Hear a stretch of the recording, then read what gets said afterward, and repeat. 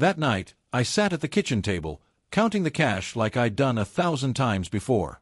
Old habits die hard, especially for a man like me.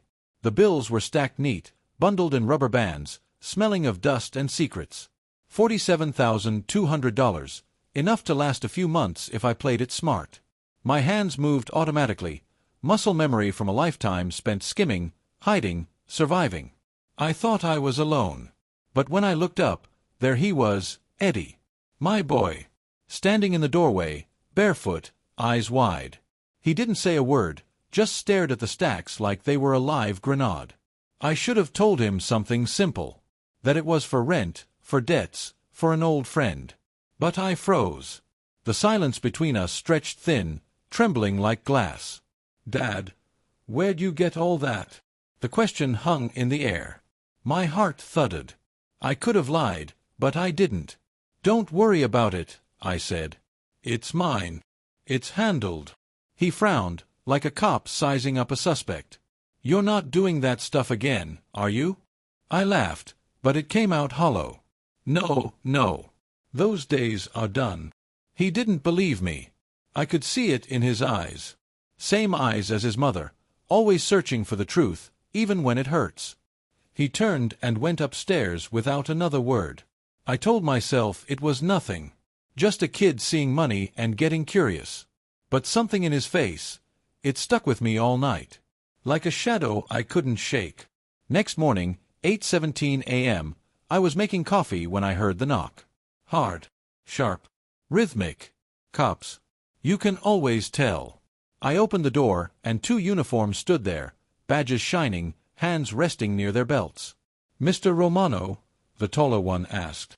"We'd like to ask you a few questions." I felt the old instincts kick in. Calm face, steady voice. "Sure, officers. What's this about?" They glanced at each other. "We received an anonymous tip about possible illegal cash activity at this residence." My chest tightened. Anonymous tip. My eyes flicked to the stairs. Eddie's room door was closed. I invited them in, kept my hands visible. They looked around, eyes scanning everything. One of them asked, "You mind if we take a look around?"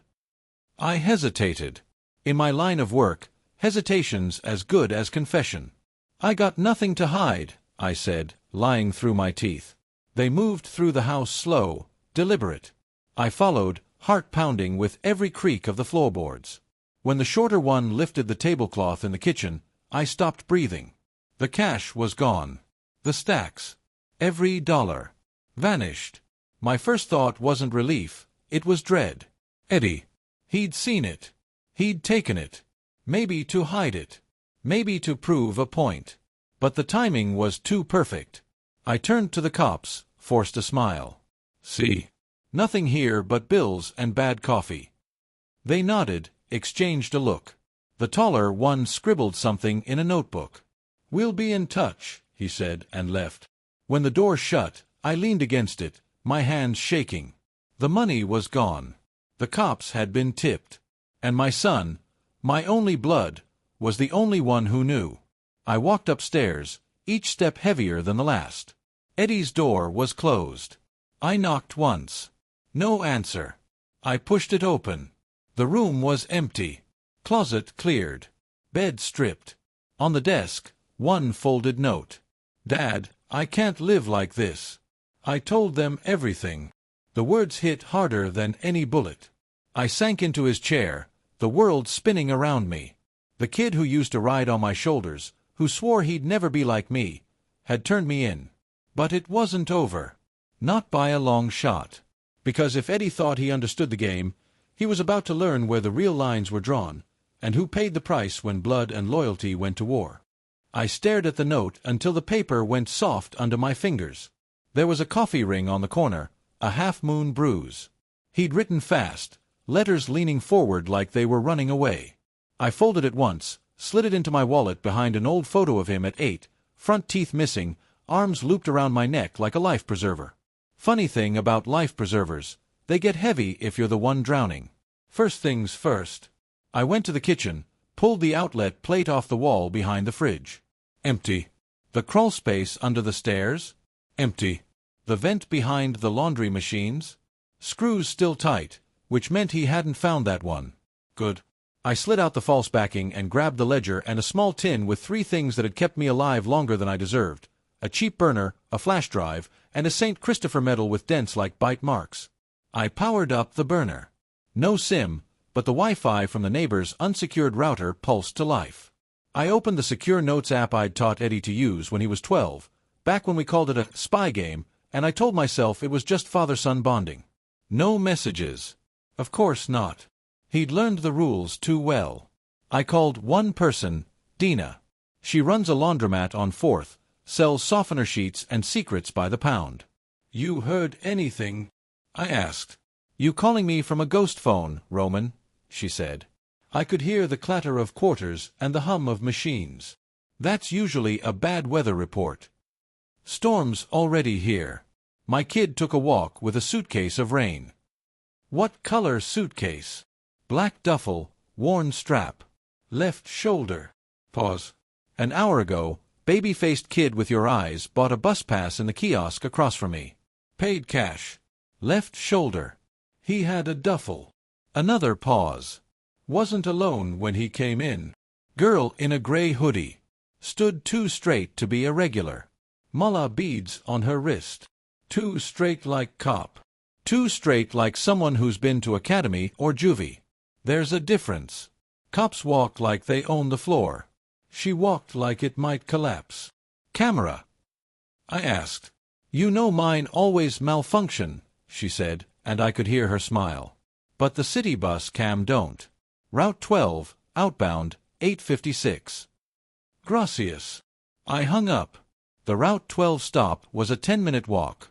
I cut through the alley where the dumpster still smelled like warm yeast from the bakery and motor oil from the bike shop. I kept my hands out, empty. When you look like me, empty hands are a kind of passport. A city worker was hosing down the gutters, bored eyes on autopilot. I stepped up to the bus shelter and looked at the reflection in the plexiglass instead of the street behind me. 2 uniforms at the corner, pretending to argue over coffee. Noted. Somebody had eyes on my house and the route out of it. Either the anonymous tip was working overtime, or I was trending. I scanned the bus schedule, not reading it. The important part was the camera bubble above, half-fogged by sea air. If I could get the footage, I'd get faces. But I didn't have time to play City Hall. So I played something else. Redline Garage sits under the overpass, where daylight goes gray. Eddie had changed oil there last summer for beer money and the pride of dirty hands. The owner, Jerry, owed me 2 favors and a lie. When I walked in, he kept it short. 2 cops just asked about the boy, he said. And a man who ain't a cop. Greasy knuckles, manicure haircut. He had a gold pinky ring with a tiny playing card engraved. My stomach chilled. Heart or spade? Spade. Rocco Vasallo. Old school parasite, new school veneers. Ran a card room in the back of a sushi place and believed in suffering as a teaching tool. We crossed years ago over a driver who thought he could play both of us. He couldn't. I'd taken the driver's loyalty and left Rocco with an invoice he never forgave. If Rocco was sniffing around my son, it meant one thing: this wasn't just cops. It was theater, and someone else had built the stage. You got cameras? I asked. Cheap ones, Jerry said. He clicked a remote. A grainy screen lit up with last night's footage. 8:49 p.m., Eddie in a hoodie, duffel across his back, glancing over his shoulder. A girl beside him, face half hid by her sleeve, mullah beads catching light. They crossed the frame and paused at the door. Eddie looked up at the camera like he knew I'd be watching. He looked scared and stupid and brave. Then, a blur in the far corner. A man leaning on the soda machine. The resolution was trash, but the hand he scratched his cheek with flashed metal pinky ring. The man never looked at Eddie. He didn't have to. People like Rocco don't watch. They orbit and the world tilts to accommodate. Can I get a copy? I asked. Jerry slid a USB across. This counts as both favors. I left and ducked under the overpass, back into the wet light. If Rocco put a shadow on my kid, either he wanted the cash, or he wanted me. The third option, the one where Eddie had reached out to Rocco because he thought that devil wore a halo, was the one that made my hands shake. I needed a straight line to the boy before the cops or the spade ring made him into a lesson. The burner buzzed. Unknown number. I let it ring twice, then answered. "You moving fast for an old man," a woman's voice said. Calm, music soft, like she was narrating a meditation app. "Depends on the fire," I said. "Who's speaking?" "Someone who doesn't like seeing kids carry bags they can't lift." "Your son's safe." My heart jumped and didn't land. "Put him on." "No," she said. "He asked me not to. He's scared you'll talk him back into the house. He thinks he did the right thing. By calling the cops on his father? By not letting that money burn him," she said. "He says you taught him not to touch hot stoves." "You a cop?" I asked. "No." "Worse," she said, and I heard a smile. "A social worker. Name's Mara. I work out of St. Agnes Youth Center." "Then why did he leave with a bag and a shadow wearing jewelry?" Silence on the line. Then, "We noticed him. So did other people. He's a good kid. Good kids get noticed by mercy and by wolves." "Where is he?" "Somewhere he can sleep without counting doors," she said. "If you want to see him, come to St. Agnes at 4.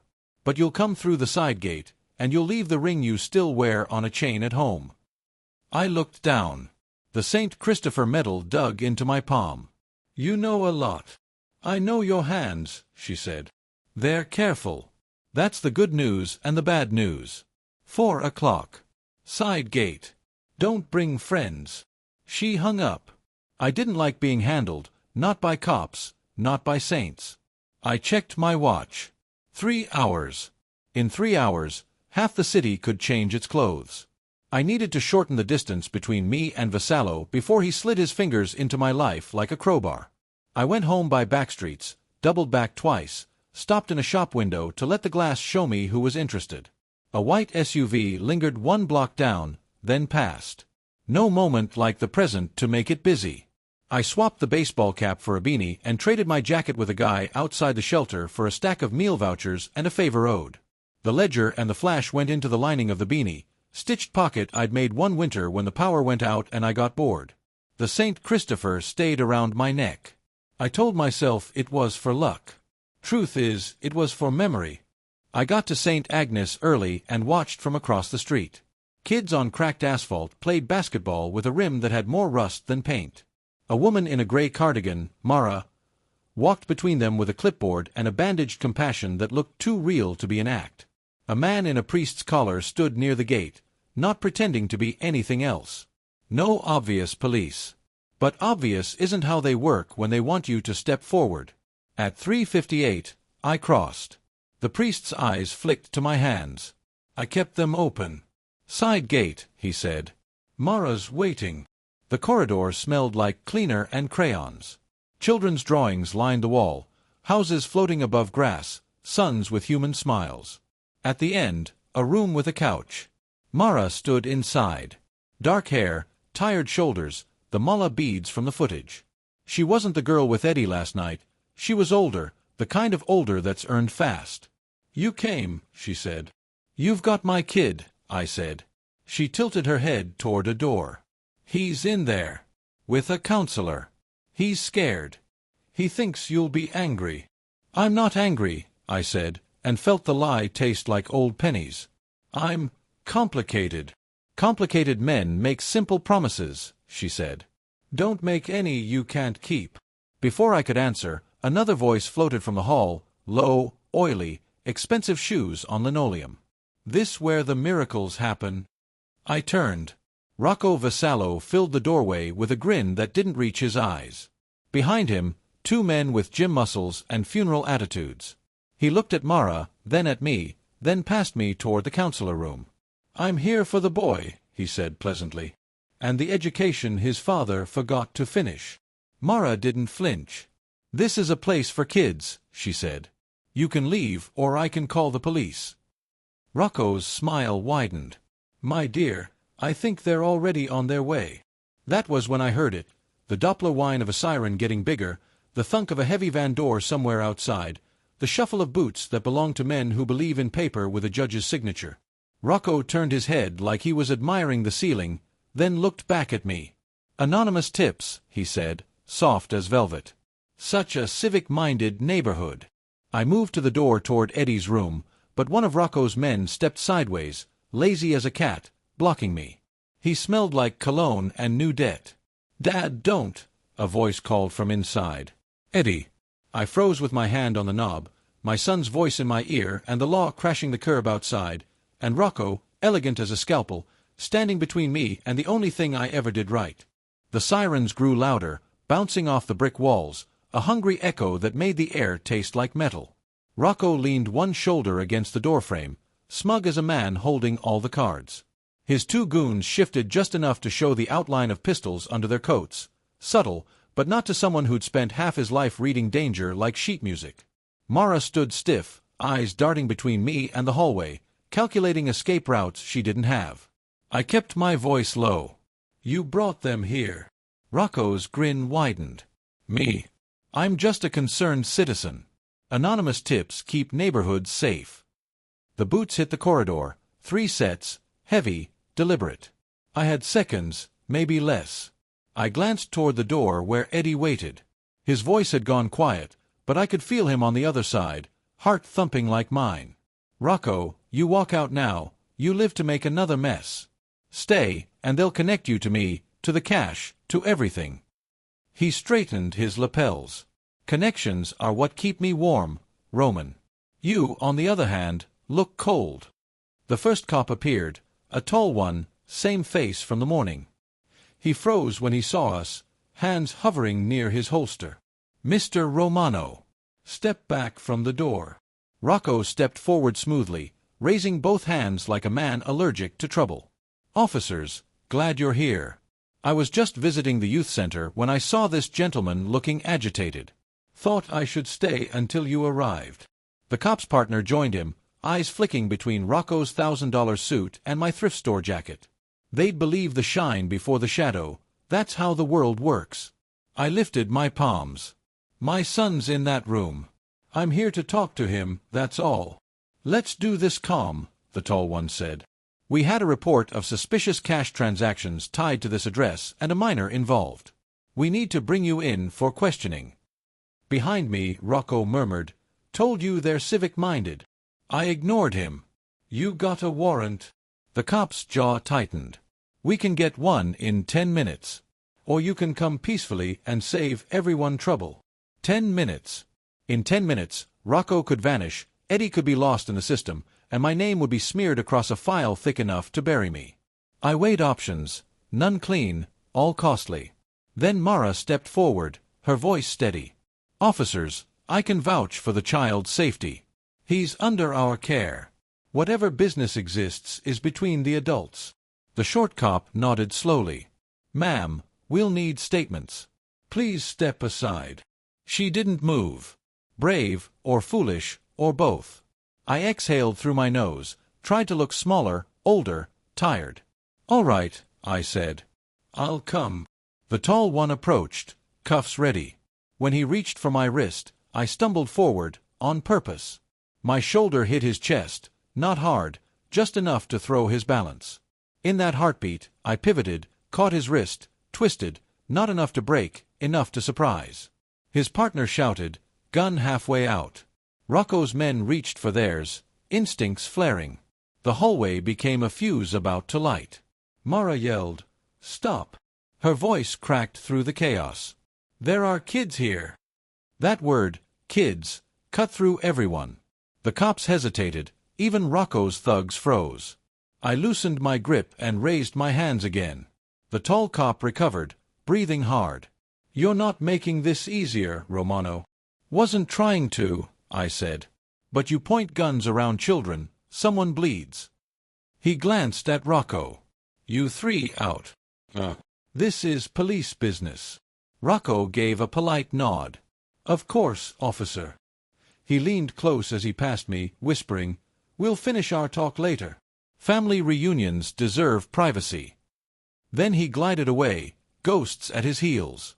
The cops cuffed me this time. No resistance. Cold steel kissed my wrists, familiar, almost nostalgic. As they led me out, I caught Eddie's face through the cracked door. Eyes red, guilt carved deep. I tried to smile. "It's okay, kid. Just a misunderstanding." He mouthed, "I'm sorry." Then the door closed. Outside, the sky was low and gray, drizzle turning the pavement slick. They put me in the back of the cruiser. No lights, just quiet hum of the engine and the smell of wet vinyl. I stared at the raindrops racing down the window and thought about all the times I'd promised him I'd gone straight. Lies dressed as lullabies. At the precinct, they booked me quick. Prints, photo, empty pockets. The tall cop, name tag reading Miller, sat across a metal table and dropped a folder between us. "We've got reports of unreported cash movements. Old associates showing up. A kid turning over information. You want to explain?" I stayed silent. Silence is armor. He tried again. "Your son's scared. Says you were hiding money. Claims it's from old jobs." I met his eyes. If a man saves cash under his mattress, that a crime now? When it's tied to robberies from 10 years ago? Maybe. That hit harder than I let show. 10 years, statute close, but not expired. Someone had dusted off old ghosts. Rocco's handiwork, surely. Miller leaned forward. "Help yourself, Romano. Tell us where the money came from, maybe we can work something out." I smiled faintly. "You already think you know. What's left to work?" He sighed, closed the folder. "Suit yourself. You get one call." They walked me to the phone. I didn't call a lawyer. Lawyers cost leverage. I dialed Dina. "You sound alive," she said. "Mostly. Need eyes on Rocco. He's stirring graves. I'll ask around. What about the boy? Still breathing. Keep it that way if you can." She exhaled smoke through the line. "You always drag storms with you, Roman. Storms keep me clean." I hung up before sentiment softened me. Back in the cell, time crawled. The walls hummed with distant voices, metal doors slamming like punctuation. I replayed the look on Eddie's face, the fear, the betrayal tangled together. He thought he'd saved me from myself. Didn't know wolves circle faster when they smell family. Hours passed before Miller returned. "You made bail." I blinked. "Didn't call anyone. Anonymous benefactor. Paperwork's done. You're free for now." Outside, night had settled. A black sedan idled at the curb. Window rolled down. Mara behind the wheel. She motioned me in. I hesitated, then slid into the passenger seat. "I thought you worked with kids," I said. "I do. And one of them's tangled in your mess." She drove off, city lights streaking across the windshield. "Eddie's safe tonight. But that man, Rocco, he won't stop. You need to decide if you're protecting your son or your secrets." I stared at the dark streets, hands aching from the cuffs. "Sometimes they're the same thing." "No," she said softly. "Not anymore." We rode in silence until she stopped near an abandoned pier. She turned to me. "You want to fix this? Tomorrow, 9 a.m., St. Agnes. Bring the truth." She stepped out, leaving me alone with the sound of waves slapping wood and the weight of choices long overdue. In the distance, a shadow leaned against a lamppost, cigarette ember glowing, a spade-shaped spark. The water licked the pier like it was trying to wash the city off its tongue. I sat there until the cigarette ember disappeared, until the night got quiet enough for the truth to start whispering again. Rocco had turned my son into bait. The cops had turned me into a headline waiting to happen. And me. I was still sitting on secrets stacked higher than the cash that started this whole mess. When I finally moved, the air was colder, meaner. I walked to the edge of the pier and looked down. The black water reflected nothing, no stars, no answers. I thought about diving in, letting the weight of everything pull me under, but I'd been drowning most of my life already. Tonight wasn't the night to stop swimming. I found a cheap motel on 9th Street. Cash only, no questions. The kind of place where the clerk doesn't look up unless he hears gunfire. Room smelled like mildew and old cigarettes. I locked the door, set the chair under the knob, and laid the St. Christopher medal on the nightstand. My father used to say saints don't help men who build their own hells. Maybe he was right. Sleep came in flashes, faces, fists, a vault door swinging open. I woke before dawn, sweat cold on my back. In the half-light, the metal looked like a coin from another life. 9 a.m. at St. Agnes. Mara wanted truth. She didn't know what kind of truth lived inside me. I walked there slow, through streets that remembered my boots. The bakery on Elm was gone, replaced by a vape shop. The corner bar still had the same neon sign, still buzzing like a dying bee. Every block was a ghost parade. St. Agnes loomed at the end of the street, brick walls shining damp in the morning haze. Kids were filing in through the main gate, laughter mixing with traffic noise. I slipped around to the side entrance like she told me. The gate creaked when I pushed it, an old hinge complaining about new sins. Mara was waiting by the steps, coffee in one hand, clipboard in the other. She looked tired, but not weak. "You came," she said. "I said I would. Your son's inside with Father Callahan. He's shaken but safe. Safe doesn't last." "It can," she said, "if you stop dragging the past behind you." I looked past her to the doorway. "Let me see him. First, you tell me what's chasing you. Why men like that Rocco want your attention." I rubbed my wrists where the cuffs had kissed them. 15 years ago, I robbed a bank. Not the Hollywood kind, no masks, no shootouts. We planned it quiet. Inside guy opened the vault. We walked out with just under $3 million. Nobody got hurt. Nobody except the man who thought I'd give it back. Rocco. He financed it. Lender of last resort. After the split, I buried my cut. Tried to go straight. He didn't forgive. Mara's eyes narrowed. "And the cash your son saw?" "Leftovers. Insurance. I kept it hidden so I could buy peace if Rocco ever came collecting. But I never told Eddie. I wanted him clean." She sighed. "Secrets don't keep people clean. They just make better stains." I didn't argue. She motioned toward the door. "Go on. But understand, he's angry.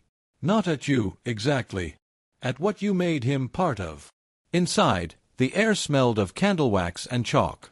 Father Callahan sat with Eddie at a wooden table, sunlight catching the boy's hair.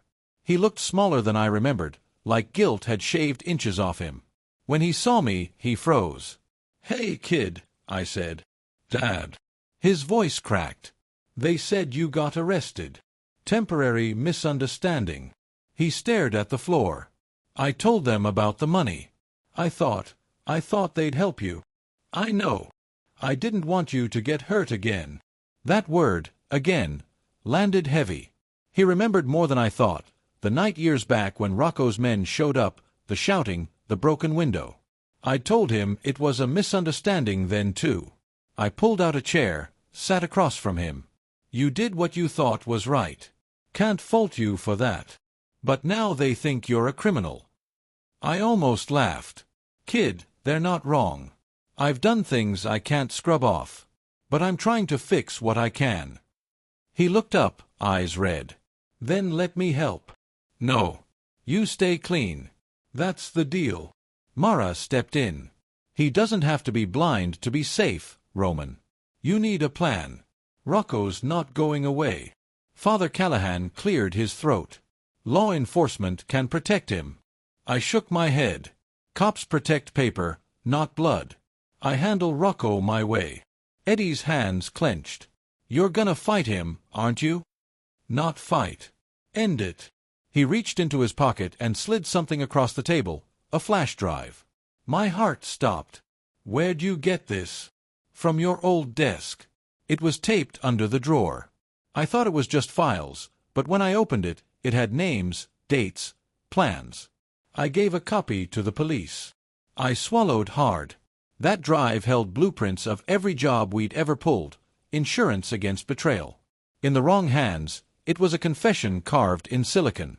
"Son," I said slowly, "you just handed them the map to my grave. I thought it was proof you'd changed, that you were keeping records for, I don't know, justice." I closed my eyes. Rocco must have known about the backup. He wanted it back, not the cash. And now the cops had it, which meant every crew tied to those names would come hunting both of us. Mara whispered, "Then we move fast." I nodded. "Eddie, you stay here. No calls, no friends, no wandering." He started to protest, but I cut him off. "Please. For once, do what I ask." He bit his lip, then nodded. Outside, the sky had turned the color of old steel. I called Dina from the payphone by the gate. "You look popular," she said. "Word is Rocco's putting out feelers, says you've got something belongs to him. He wants a drive. Cops have it. That's bad math. Everyone'll think you're talking. I need a meeting. Neutral ground." She hesitated. "He'll smell a trap." "Good. Maybe he'll bring both his hands, so I only have to break them once." She gave me an address, an old boxing gym on Riverfront, closed since the owner died. Midnight. Fitting. When I hung up, I looked back at the church. Through a stained-glass window, I saw Eddie's shadow. Small, flickering. A kid trying to believe his father wasn't a monster. I touched the medal in my pocket and whispered a promise I wasn't sure I could keep. "By tomorrow, this ends, one way or another." As I walked away, a car across the street started up, engine low, deliberate. I didn't look back. Let them follow. Some lessons need witnesses.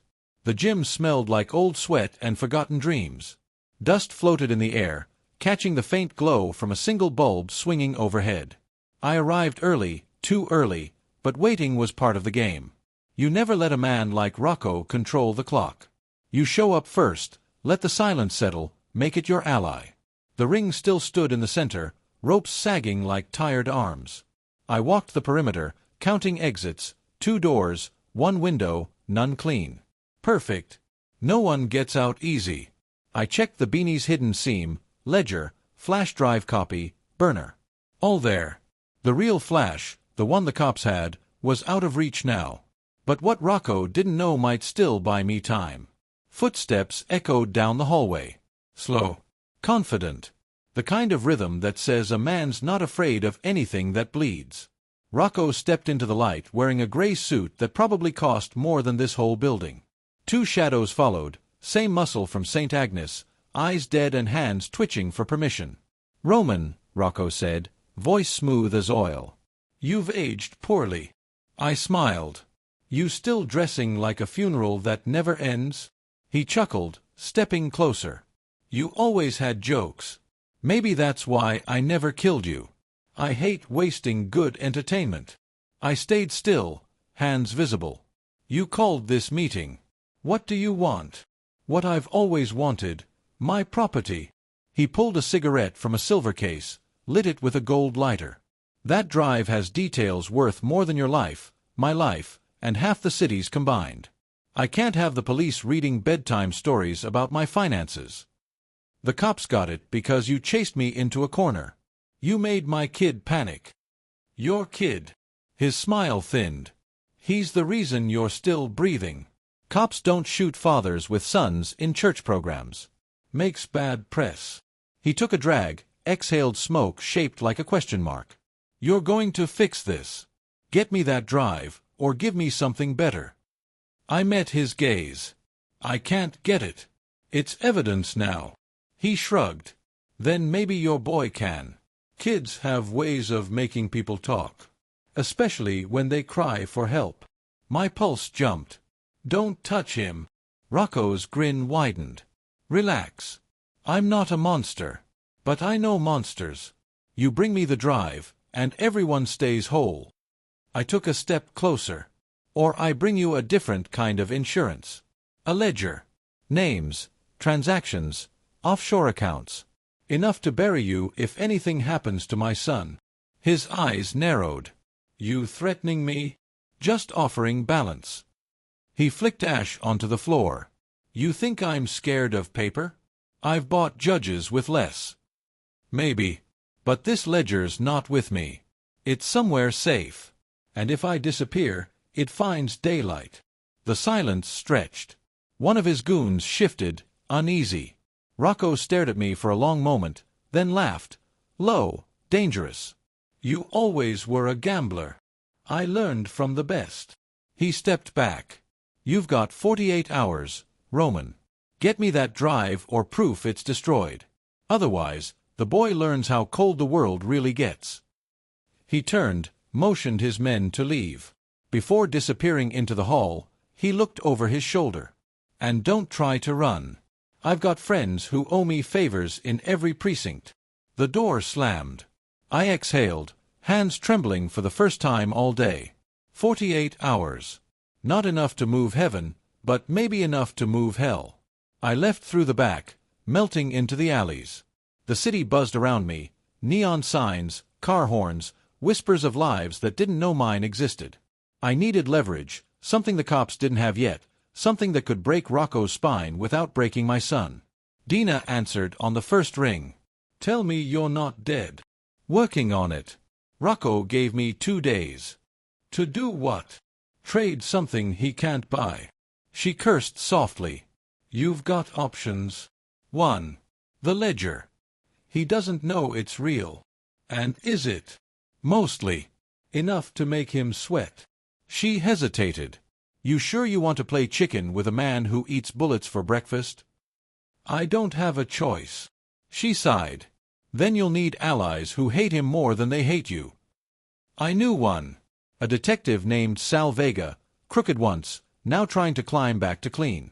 He owed me a debt from the old days, when I'd pulled him out of a card game gone sideways. If anyone could leak just enough to hurt Rocco without torching me, it was him. I found Vega in a diner near the docks, sipping black coffee like penance. He looked up, eyes weary. Roman. Thought you were dust. Not yet. Need a favor. He frowned. Those usually come with cuffs. Not this one. I've got data, financial ties, shell companies, Rocco's whole skeleton closet. I want it somewhere safe, somewhere that hurts him if he breathes wrong. Vega leaned back. You handing me evidence? What's the catch? My son's in the crossfire. I want protection for him, not me. He rubbed his jaw. I can't promise miracles, but I can make sure no one touches the kid without my say. That's enough. He studied me a moment, then nodded. Drop it tonight. Usual spot. I slid out before the waitress brought his refill. Outside, rain had started, thin, cold, insistent. I walked until my shoes soaked through, mind spinning around one truth. This ended only one way, with Rocco on the ground or me. Back at the motel, I packed the essentials, cash, burner, the ledger sealed in a plastic sleeve. The medal went back around my neck. I stared at my reflection in the cracked mirror, gray hair, lines like fault maps, eyes that had seen too much. I wondered if Eddie would ever forgive me, or if forgiveness was just another myth men like me couldn't afford. Midnight came again. I slid the ledger into a Dropbox near the pier, texted Vega the code, then burned the slip. One piece off the board. Now all that remained was the confrontation Rocco promised. 48 hours. Maybe less. I lay on the bed, gun across my chest, eyes open to the ceiling stains. Somewhere in the city, my son slept under borrowed safety, believing his father could still fix things. I prayed the lie would hold long enough to make it true. Morning came gray and thin, a wet film on the window that made the city look like it was trapped behind plastic. I'd slept like a man stitched to the mattress, eyes open, heart counting seconds. The burner buzzed at 7:11. Unknown number. I let it sing twice, then answered. Roman. It was Mara. Tight voice, words moving too fast. 2 men are here from juvenile services with papers. They want to transfer Eddie to county youth intake. My spine went cold. Names. They flashed badges too quick. One called himself Mercer. The other didn't talk. Keep them in the lobby. I'm 10 minutes out. You can't come charging in. If they're legit. If they're legit, they'll wait. If they're not, they won't. I hung up and was out the door before breath could fog the glass. The streets were slick, buses sighing past like tired whales. I cut through alleys I could walk blind and came up on St. Agnes from the side. A dark sedan idled by the hydrant. The driver had his wrist draped across the wheel, a glint catching the wet light. Pinky ring. Not a spade, it was turned so I couldn't see. Didn't need to. Jewelry like that is a language. I didn't walk in the front. I texted Dina, Mercer, County, St. A, check. Then I crossed the yard slow, palms empty. Inside, the lobby smelled like lemon cleaner and nervousness. Mara stood with a file clutched to her chest, eyes hot. 2 men waited by the desk, one tall and damp around the edges, papers in a clear sleeve, the other short with a haircut that looked done by a ruler. They turned when they heard me. "Transfer order," Tall said. He held the sleeve up, real official, all the right fonts. Kids to be moved for his safety. His safety from who? I asked. From you, Rula said, flat. Mara stepped between us. We haven't verified the call-in. We're allowed to confirm placement. Tall smiled like he practiced in a mirror. And I'm allowed to tell you the boy leaves now. County's time, county's rules. The lobby door whispered open behind me. Feathers of rain, a draft, the metallic breath of the street. I didn't turn. Where's your car tagged? I asked. County rides usually mark the rear window. Tall's smile thinned. Ruler checked his watch, which was expensive and wrong for a county paycheck. Their eyes didn't move like workers. No boredom, no paper cuts on their souls. Predators in thrift suits. Mara said quietly, Eddie's in the chapel. Father Callahan locked the side door. He won't open it without my say. Tall's jaw flexed. Open it. Show me the call log, she said. And slow down your breathing. You're scaring the children. I liked her more every time she opened her mouth. The side door down the hall clicked, the priest's silhouette, careful, present. He caught my eye. I shook my head once. He closed the door again like a man snuffing a candle. Ruler exhaled, impatience showing its teeth. Lady, we can do this polite, or we can do this with a warrant and uniforms. Get the uniforms, I said. They know our names already. Tall looked past me toward the rain. A beat later, the pinky ring flicked a cigarette ash outside. He nodded almost imperceptibly. Tall shifted, as if to reach for his inside pocket. Papers, maybe steel. My body moved before the thought finished. I stepped into his space, shoulder turning, forearm against his wrist, not breaking, just redirecting the story. The sleeve fell. Papers bled out like confetti. No, Mara snapped. Not here. That word, no, hung and pulled everything taut. Tall stopped. Ruler held still. I eased back, palms open. The door behind me hissed again. The pinky ring came in with the rain. Not Rocco. One of his lieutenants, the kind who graduates from breaking fingers to shaking hands.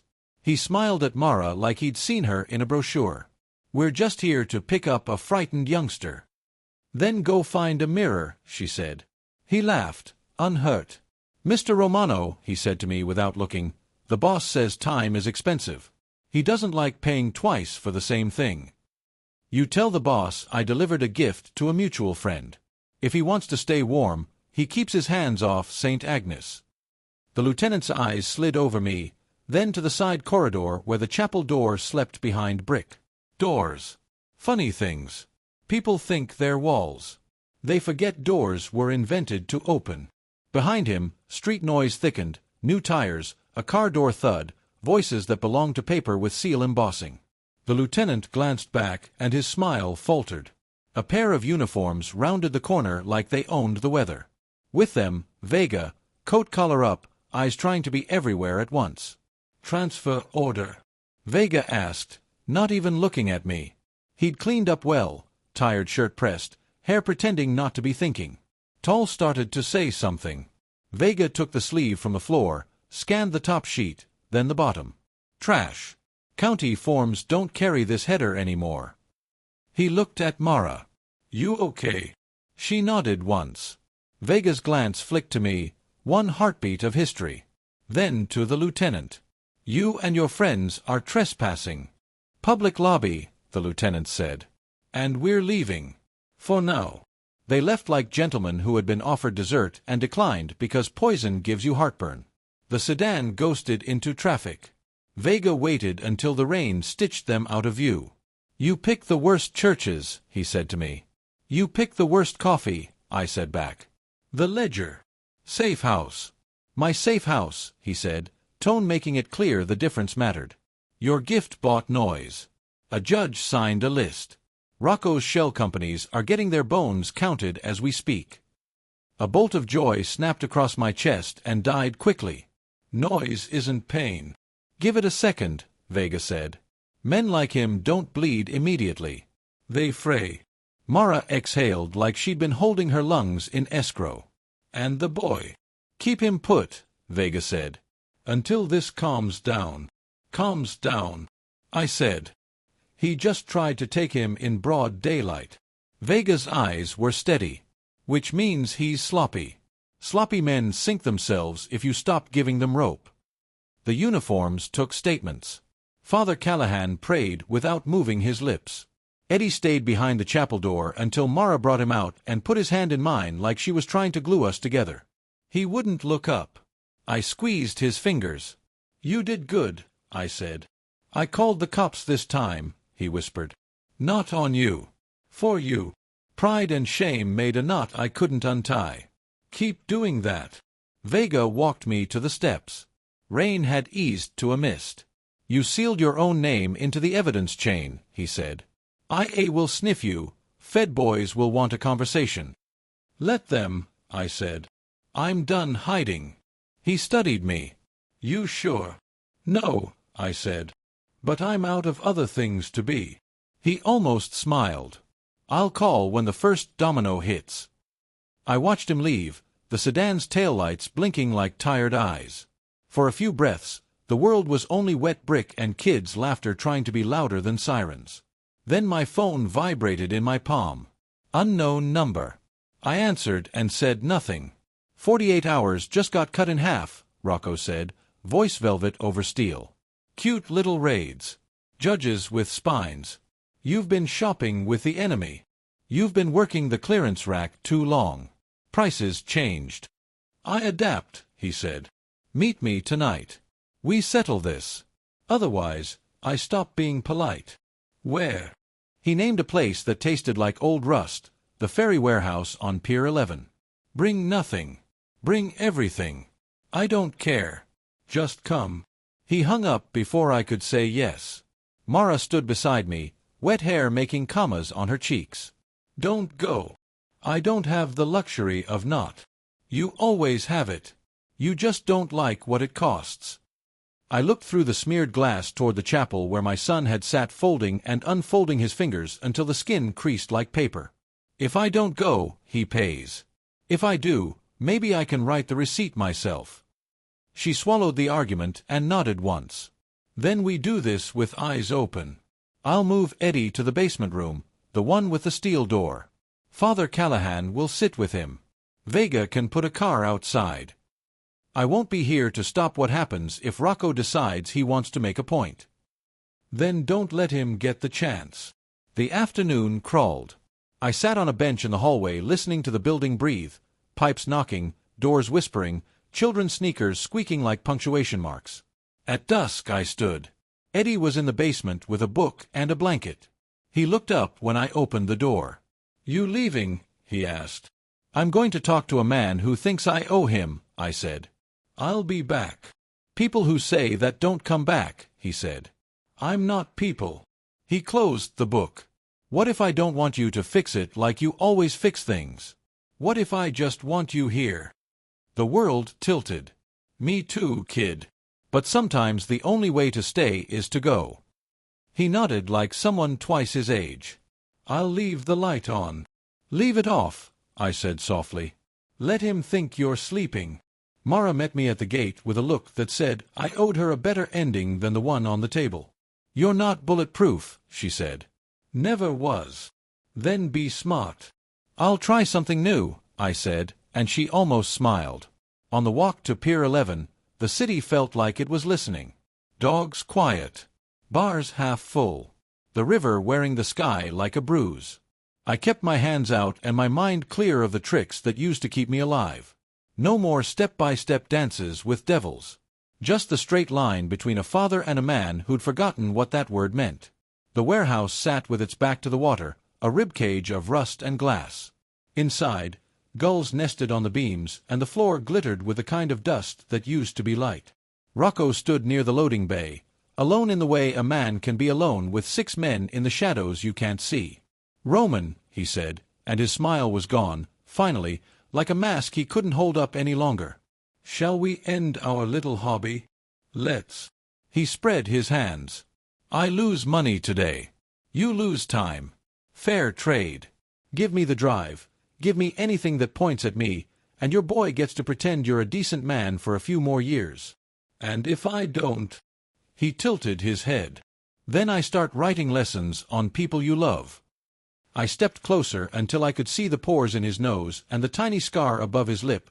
He got in a bar where the mirror broke first.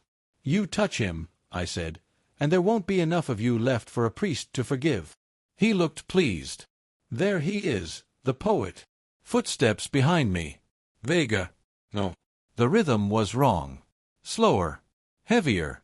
The lieutenant from the morning came into the light with a small shape slung over his shoulder like luggage. It was a backpack. Eddie's, frayed strap, patch he'd sewn on himself. The lieutenant dropped it at my feet. "Empty." "Insurance," Rocco said mildly. "He's still where you left him. For now. But I thought you might like a souvenir.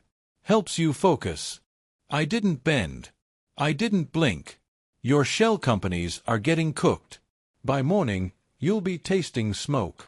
"By morning," he said, "you'll either be a ghost or my memory will be your jailer." Somewhere behind the walls, water thudded against pylons, counting. I could feel the shape of the last move forming, the one you don't practice, the one that either saves you or carves your name into the pier. I took a breath that tasted like salt and iron and old promises. "Okay," I said. "Let's finish it." The air inside the warehouse was damp, heavy with the smell of rust and salt. Rocco stood 5 steps away, hands clasped behind his back like a teacher about to give a lesson. His shadows melted into the corners, breathing quietly. The sound of the river outside was steady, patient. It reminded me that time didn't care who won. "You look tired, Roman," Rocco said. "Too many years carrying other people's sins." "Mostly my own," I answered. "You ready to collect or just here to hear yourself talk?" He smiled, but his eyes stayed cold. "You always mistake patience for weakness. I'm giving you a way out. Hand me what's mine and walk out alive. Your boy never has to know the details." I took a step closer, boots echoing off the concrete. "I gave the cops the drive. You know it. You had your men try to steal my son because you're desperate." His jaw tightened for the first time. "Desperate is not the word. Strategic, maybe." "You built an empire on ghosts and blackmail," I said. "You forgot the part where ghosts don't stay quiet forever." He flicked his cigarette into a puddle. "Enough poetry. This is business." 2 of his men shifted forward, one carrying a pistol low, the other a coil of zip ties. I raised a hand. "You kill me, everything I know goes public. Vega's got the ledger, and he's itching for redemption. Detective Vega won't live long enough to deliver a sermon." "He's already moving," I said. "Warrants. Raids. By dawn your accounts will be frozen, your partners subpoenaed. The only card you've got left is me, and killing me makes you lose the last bit of leverage." Rocco studied me, fingers tapping against his sleeve. I could see the math running behind his eyes. He wanted to believe I was bluffing. He also knew I didn't have to be right. I just had to be loud enough for the truth to echo. "Then we change the equation," he said softly. He gestured, and the lieutenant pulled a phone from his pocket, screen glowing with a live video feed. Eddie, sitting on a cot in the basement room at St. Agnes, head down, hands clasped. The camera angle wobbled, a man's shadow crossing behind him. My throat went dry. "You touched him." "Insurance," Rocco said. "One call, and he disappears into the kind of hole that never makes headlines. Give me what I want, and he walks out tomorrow." Every instinct screamed to lunge, but anger gets you killed. I forced my voice steady. "You want to trade one life for another? Fine. Take me. Let him go." He shook his head slowly. "You're worth more alive with the drive. Once I have it, Then I decide what you're worth. I exhaled through my nose, pulled the burner from my pocket, and tossed it to his feet. That's a live feed to Vega. He's got men waiting. You pull the trigger, the video goes to every news desk in the city. He stared at the phone but didn't move to pick it up. He couldn't know if I was telling the truth, and I could see the doubt crack his mask. "Roman," he said quietly, "you think you can outplay me with tricks?" "No tricks," I said. "Just timing." Headlights flooded the loading bay. Doors slammed. Voices shouted, Vega's among them. Rocco's men spun toward the noise, weapons half drawn. I moved first, low and fast, shoulder into the nearest one. The gun clattered across concrete. A second man swung. I ducked, drove an elbow into his ribs. Pain flared through my arm, but adrenaline kept me upright. Vega's team stormed in, flashlights cutting through dust. "Police! Drop your weapons!" The echoes were deafening. Rocco froze, hands lifted, eyes burning holes through me.